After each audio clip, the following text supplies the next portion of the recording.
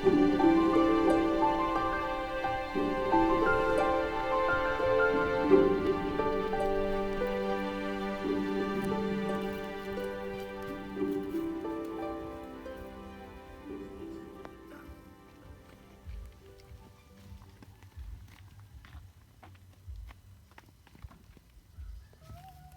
araw, senyora. Magandang araw rin. Senyora, senyor, salamat sa inyong pag-unlak sa aking imbitasyon. Halip maupo muna kayo at pag-usapan natin ang inyong duwada. Salamat, senyora. Kung tungkol ito sa aming duweda, kami po sana'y makikiusap, senyora. Anong klaseng pakiusap ito?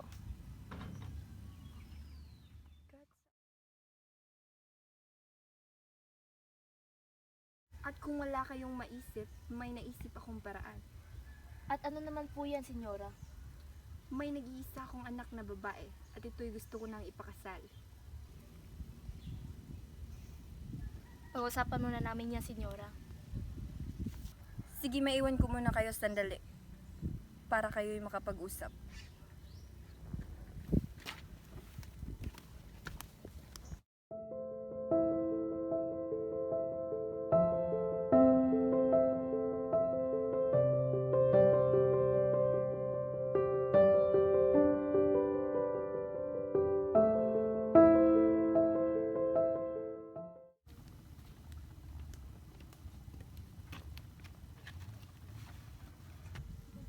Senyora, napag-usapan na naming mag-asawa na kami papayag sa alok mong pag-iisang dibdib ng ating mga anak.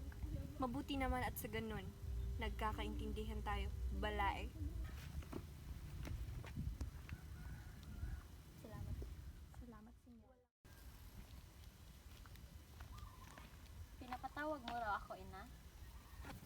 Halika't umupo ka at may sasabihin ako sa'yo.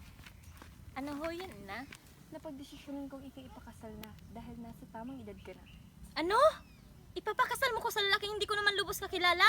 Wala ka nang magagawa. It's all settled. You're so unfair, ina. Nika! Bumalik ka dito! Nika!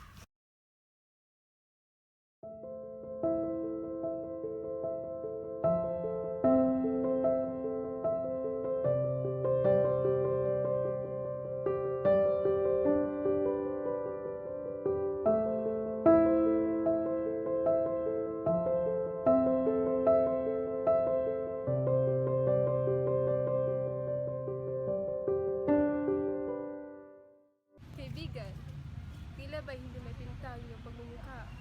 Parang napakalungkot mo ngayon. Anong gagawin ko? Ipapakasal nila ako sa lalaking hindi ko naman lubos na kilala.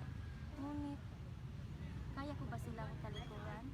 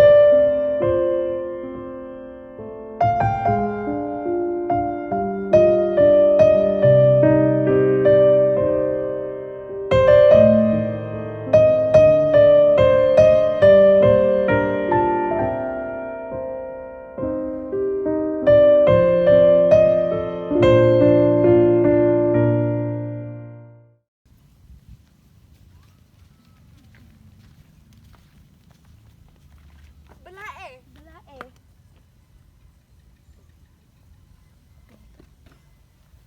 Maupo muna kayo.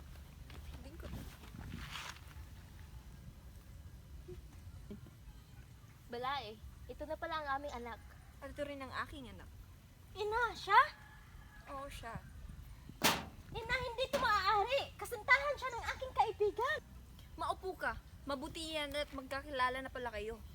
Dahil ikakasal na kayo sa susunod na linggo. Ina, hindi ito maaari. Wala ka nang magagawa. Mahal ko, may sasabihin ako sa iyo. Sana hindi ka mabibigla. Ano naman yun, mahal? Ang aking pamilya ay nagkautang. At ang tanging paraan lamang para solusyonan ito ay ang kasal ako ng aking mga magulang. Ngunit paano naman ang ating pagmamahalan? Naiiwan mo lang ba ako ng ganito? Patawad, mahal ko. Huwag mo nang pilitin na ikaw pa yung piliin. Kasi kahit na ano pang gawin mo, kung ayaw niya na sa'yo, wala ka nang magagawa kundi ang palayain siya. Di ka nabuhay sa mundo para pumasok sa mundo ng ibang tao at magmamakaawa sa taong di hanap ang isang katulad mo. Kahit na binuhos mo pa ang lahat para bumalik siya, wala ka rin lang naman mapapala kasi nga malinaw na di na ikaw ang mahal niya. Tanggapin mo na lang nang lahat ay dumaan lang. Di man madali nalimutin siya. Paalam, mahal ko.